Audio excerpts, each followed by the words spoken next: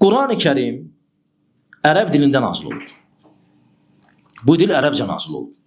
Bu Kur'an ərəbcə nazil olub. Allah Teala bunu ərəbcə nazil edib. Əgər sən Allah'ın kəlamını oxuyursansa, ey filan kəs, sən Allah'ın kəlamını oxuyursansa və orada bir söz veya bir şey, bir məsələ sənə işgal qaldısa, sənə çətin gəldisə, sən onu neyindirsən? Mütləq lüğətə baxırsan. Deməli, sənin özünün izah eləmək üçün Kur'an'ı lüğətə ehtiyacın var. Aydındır? Lüğəti də kimsə yazıb. Aydındır? Sən Kur'an'ı Kur'an'la izah eləyə bilmirsən. Misal.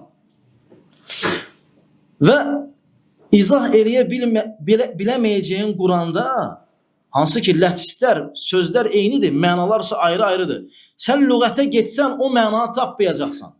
Məsələn, Allah Teala buyurur ki: "Va'budi rabbaka hatta yatiyakal yaqin."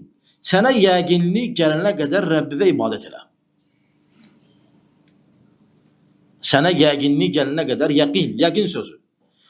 Allah Teala İsa barədə isə Nəsranilərə deyir ki: "Mə qataluhu yaqinən." Yəqinliklə onu öldürmədilər. Yəni onu nə çarmıxa çəkmədilər, nə də yəqin ki öldürmədilər. Allah onu qaldırdı öz qatına.